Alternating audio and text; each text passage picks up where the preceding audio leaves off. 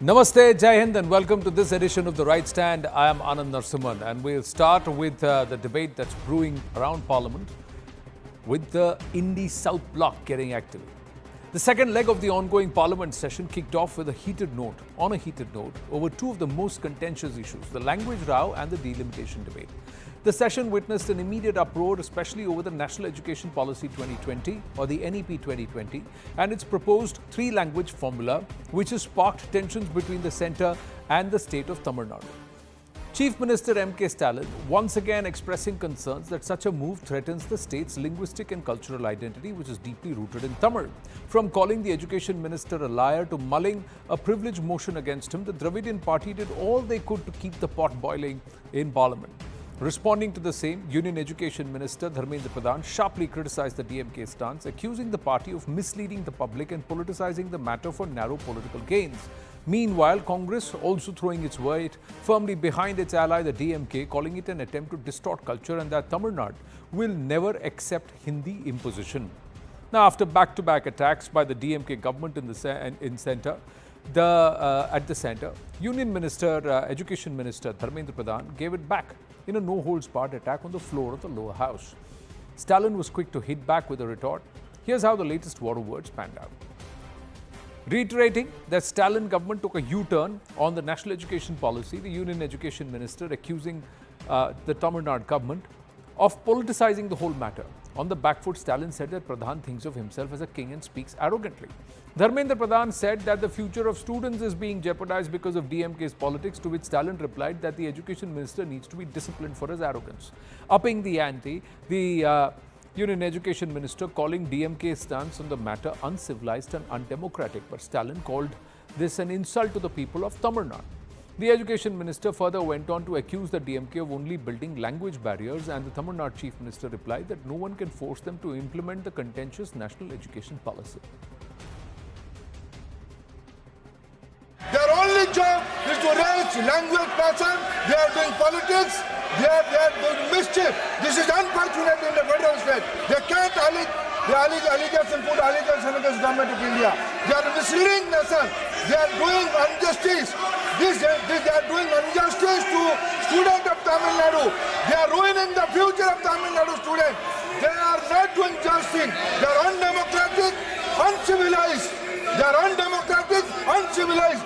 They are devouring the right of Tamil Nadu students. The minister today called our government, our people and the parliamentarians from Tamil Nadu liars. And not only that, he has hurt the feelings of all of us and the Tamil Nadu's pride by calling us uncivilized. The insidious plan of the BJP would be, once they say third language, the third language inevitably will be Hindi. They will say that Tamil Nadu does not have adequate Hindi teachers. So since we are funding it, we will send Hindi teachers from the north of India, and these Hindi teachers will come and distort our culture. In fact, they will play into the RSS's agenda and perhaps teach children that Godse is a hero and Mahatma Gandhi must be vilified.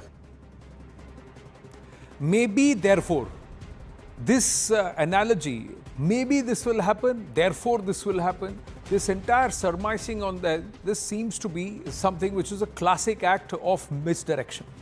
That's what the argument many are making, that a lot of things are just surmise, they're just what if, maybe, and then therefore drawing a conclusion all around a maybe. Is this opposition to the national policy more political than anything else? Dravidian parties claim that it imposes Hindi on students, and that's something they will not stand for. But the national education policy does not mandate Hindi at all. As part of the three-language policy, it only mandates two native or Bharatiya Bhashas, Indian languages. The DMK government claims NEP infringes on the state's autonomy and education, which is a matter in the concurrent list. But the fact is that the policy allows states to customize implementation based on their unique needs. The three-language policy is also seen as a burden on school kids by the DMK, which is why they want to stick to the two-language policy. But the centre maintains that this policy and its restructuring allows for more flexibility. Children at that age and in school are known to have the ability to be polyglots. And with a nation that speaks more than 28 official languages, should not more of our children speak more of our Bharatiya Bhashas? That's a larger question. Tuin Sena, national spokesperson of the BJP, is with us. Khalikur Rahman, political analyst, with us. And Anand Ranganathan, author, scientist and political commentator, with us. Namaste, Jai Hind to everyone. Thank you very, very much. The question that we are asking is the DMK's posturing correct? One, and is this about Hindi imposition, or somewhere is it about Tamil isolation? And with an ulterior motive there. Tuhin Sena, the DMK believes the Union Education Minister is arrogant. He's talking down to parties and leaders and people as if a king is talking down to his subjects. Namaste Anand, namaste everybody. You know, MK Stalin, like his friend Rahul Gandhi, has a degenerative mindset and he works on a one-point agenda to destabilize the country. Now, the point is, you know, in the last 2 weeks of all the noises that Stalin has made and all the criticism that he has made about the NEP and the delimitation, from all of it, it is very clear that his hatred for Hindi and Sanskrit is far in excess of his love for Tamil. He basically hates Tamil, hates Hindi, and which is what is coming out. So at one point of time, he, you know, accuses Hindi of swallowing many other smaller, you know, languages of the north. By that logic, you know, I can say that Tamil has swallowed, but I would not say that because I'm not, you know, I don't have a narrow-minded outlook like him. Now, like you very clearly mentioned, that NEP specifies the three language policy is all about choosing two native languages and one foreign language. It nowhere mentions any language. So where do these imagined fears come from? You know, Hindi is a connecting language. 45% of those people across the country speak it. So if by default it gets accepted, it would only increase the adaptability quotient of young students in Tamil Nadu. Again, when it comes to delimitation, if you allow me to explain it, you know, Madhya Pradesh today has roughly the same population as Tamil Nadu, 8.5 crore. Madhya Pradesh has 29 seats, Tamil Nadu has 39 seats. So by that logic, it is, you know, Madhya Pradesh which should be crying, which should be sobbing. You know, victimhood, playing victim is an art which people like MK Stalin have mastered over the years. Again, if you may allow me to, you know, to put forth one example which will completely dispel this entire notion that delimitation is about the north-south issue. You know, I'm giving you two examples from southern states, Tamil Nadu and Karnataka. Tamil Nadu has 15.9 lakh voters per seat as of today, and Karnataka has 19.3 lakh voters per seat, per Lok Sabha seat. So obviously, you know, if delimitation happens as per conventional norm, the seats of Karnataka will go up significantly. Now you compare it with two northern states, Punjab and Haryana. Punjab has 16.59 lakh voters per Lok Sabha seat, and Haryana has 20.18 lakh voters per seat. So obviously Haryana's seats, if the delimitation happens through the conventional method, like it has happened in the past, would go up significantly. So where is the question of north versus south? You know, one state vis-a-vis the other state in the north, or one state vis-a-vis the other state in the south, might get an extra share of seats, but that is how delimitation has happened over the years. You know, on the one hand, they say, Jitni Abadi Utna Haq. They support Rahul Gandhi when he says that. And on the other hand, they make a big issue and they deny adequate representation based on population. This is the hypocrisy of DMK and the, you know, and the Congress party. Khalikur Rahman?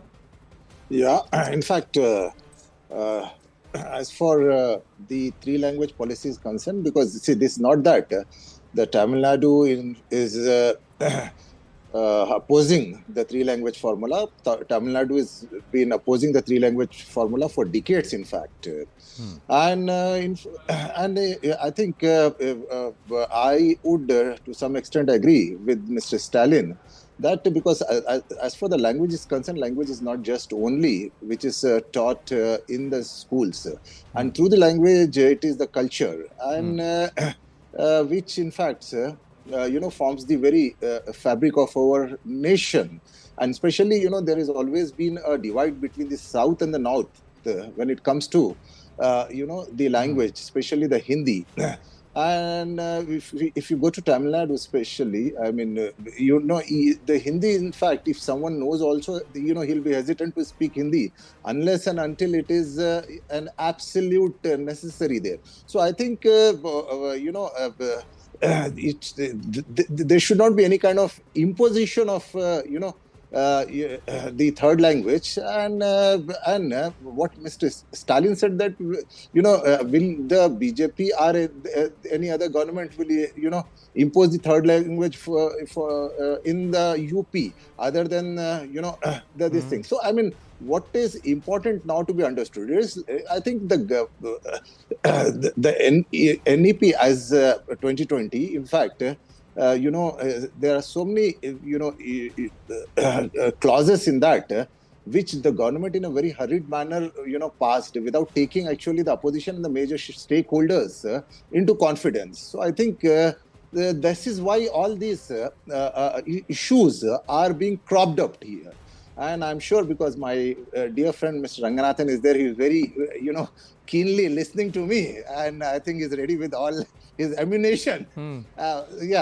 So I think this is what I think the centre, should have done before implementing, the NEP 2020. And so that's the reason, very clearly, not only, the Tamil Nadu, but even the Telangana has also said that we will not implement the national education policy. BJP in Karnataka, when the BJP government was there, it was the first state to adopt that. But later on again, what has happened there. So I think there is no unanimity on this. So I mean, when there is no unanimity, I think the centre also should, try to take all the stakeholders. Except for Tamil Nadu, there are a lot of things that I would like to correct you on, but I'll leave that to Dr. Ranganathan. Otherwise, he'll say you steal my thunder every time. I'm just saying that outside of Tamil Nadu, NEP has largely been implemented across the country, sir. That's what's happened. I'll come back to it is all BJP states. That's what I'm trying to tell you. Sir,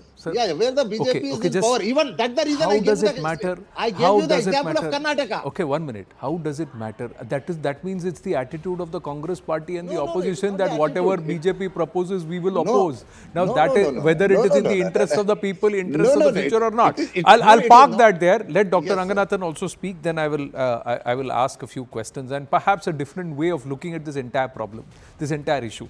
Yes, Dr. Ranganathan. Good evening, Anand, and good evening to my fellow panelists. At the outset, I'd like to say it's very unfair on my dear friend and brother, Mr. Rahman, because he's preempted. I mean, just when I was really prepared and I had, lot of pointed arrows in my arsenal, he's kind of completely disarmed me. So I don't know what to do. Be that as it may, because he's a friend, he wouldn't mind my countering on. Because see, we have the freedom of expression, at least on CNN. Let's go ahead. No, so I have 3 or 4 things to say. Anand, it's becoming amply clear to disagree with Mr. Rahman when he says, look, the ruling dispensation did not take the opposition into confidence. In the last 11 years, tell me one decision of the ruling dispensation that the opposition has agreed with. And I'm talking of momentous decisions that were in the manifesto of the opposition parties. I did not even go to the farm laws that were verbatim in the Congress manifesto. I did not go to CAA, that was a resolution of CPIM as well as Congress. I did not go to GST, I did not go to bullet trains, I did not go to flags, I did not go to each and every, even Article 317 back in the 60s. So let's get over with that bogey, that just because Modi or Modi's dispensation did not discuss this with the opposition enough, that is the problem we have. No, your problem is because Modi is implementing it. And let me give you the proof, because the proof of the pudding is in the eating, Mr. Rahman. Can you please tell me who was the most vociferous proponent of one nation, one election? It was Mr. Karunanidhi. And when Modi brought it, who was the most vociferous opposition of one nation, one election? It was his son. So please don't talk about the fact that opposition has been agreeing with Mr. Modi. No. Likewise, when you talk of let's talk about three language formula. Did you? Of course you would know. That is why even while you were discussing, you were a bit circumspect. The fact is that a 3-nation formula is not BJP's idea. It was Congress's idea. It was planned. It was ideated. It was executed in 1968 Kothari Commission. So if at all DMK has had a problem or anybody has a problem, it is with you, the Congress. Now, nowhere is it written in the policy, education policy, that Hindi has to be the third language. So the point of the matter is that whatever the ruling dispensation does, Mr. Rahman, let's be honest out here, you are going to disagree with Mr. Modi lock, stock and barrel. As far as delimitation is concerned, again, an act of parliament promulgated by the Congress, and now it is the same ally of Congress that is disagreeing with it. So I don't know where to end and where to begin. The bottom line is that the three language formula has got nothing to do with the BJP or Mr. Modi. It's got everything to do with the Congress, and you need to sort it out with the DMK. Well, it was the Congress, and because of which the Congress now finds itself as a Pichalagu or even a second stepney, not even the main stepney, if I were to say, in Tamil Nadu from a position of power. Mr. Kamaraj and the Congress got ousted because of this entire three-language imposition in the 60s, sir. And it was at that time it had to be Hindi. Now it is not even Hindi. The other thing that, and the larger question I'm asking is, look at what Mr. Karthi Chidambaram is saying. Ki they will bring in teachers from North India, Hindi teachers will be brought from North India into Tamil Nadu, and they will start teaching Hindi and impose the RSS line of thought here while teaching Hindi. Now, so many maybes and suppositions by Mr. Karthi Chidambaram. Is he saying Pandit Jawaharlal Nehru is wrong? Is he telling Pandit Jawaharlal Nehru's grandson that your entire family's position has been wrong? Is he going against the very Congress party's writ? The other thing, sir, my question to you, sir, one state, Tamil Nadu. Just now, Mr. Tuhin Sinha said 44% of the country speaks Hindi. Should Mr. Stalin say, I will not allow Hindi teachers to come to Tamil Nadu? Or should Mr. Stalin turn around and say, I want at least 7 Hindi-speaking states to ensure that Tamil is offered as a third language in those states?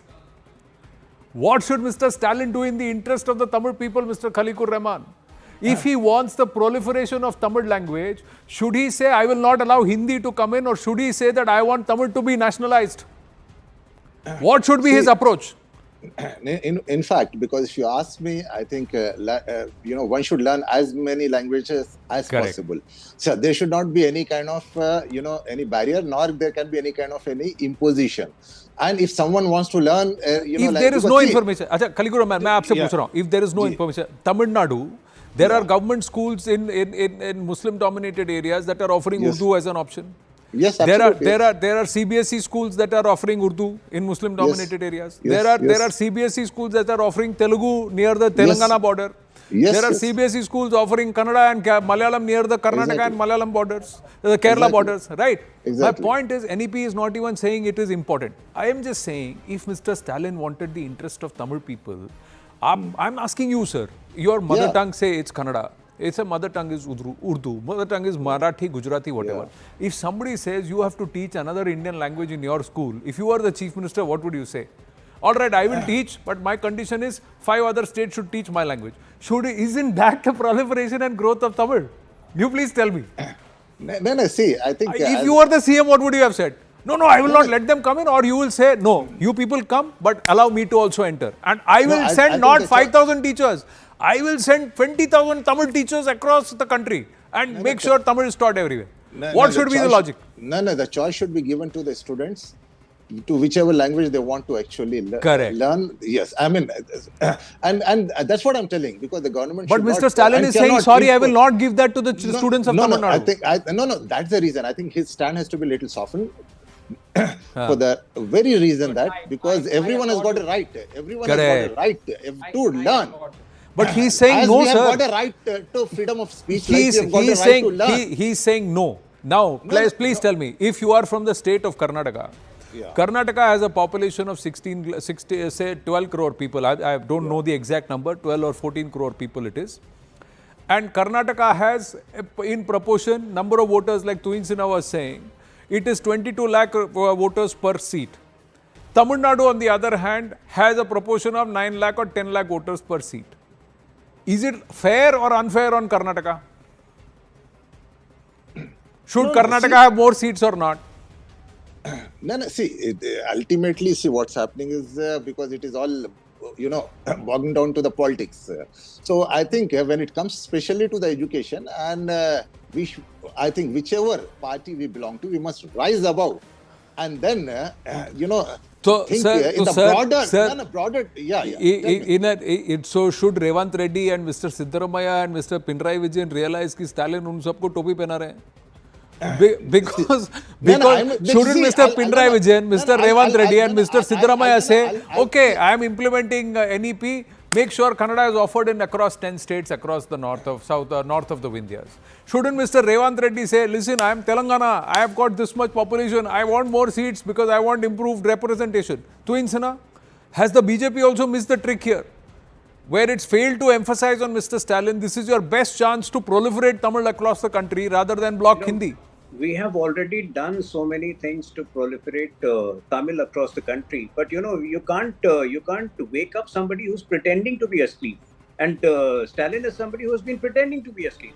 The Kashi Tamil Sangamam is a classic example. Now people in Kashi, Tamil is being encouraged in Kashi. Similarly, you had a Gujarat, Kutch Tamil program, where the ancestral roots of some of the people who are presently living in Tamil Nadu but who came from Kutch, has been emphasized upon. So we have done more to spread Tamil than Stalin has done. The decision to start Thiruvalluvar, centers abroad.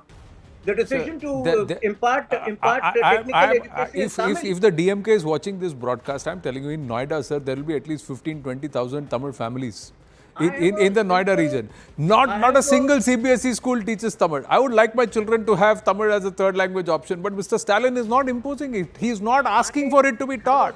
He is not doing what he should do to push Tamil. How is he protecting the interest of Tamil people and the Tamil language then? Tuinsina. No, like I said, he's consumed with venom against Hindi and Sanskrit. He has nothing to do with Tamil. We have done more to promote Tamil. Technical education is being imparted in, colleges in Tamil Nadu, in Tamil now, after Modi government came to power. Now, by his own logic, since he doesn't, since he makes absurd statements, let me ask Stalin through your show, will it be right if I say that Tamil has consumed Irula, Toda, Kodavu, Kodava, Kota, Kurumba, Badagas, Yerukala, Sholaga, Kanikaran, Malakuravan, Yella, Iravalavan, Muduga, Kadar, Malarian, Malasar, and possibly many more other languages? No, I would not say that. All of those languages have the right to thrive in Tamil Nadu in the same way that Bhojpuri, Maithili, and many other languages have the right to thrive in North India. But since the देखिए आप झारखंड से हैं तो that the other day the DMK made an accusation that Bhojpuri and Maithili have been also cannibalized by Hindi.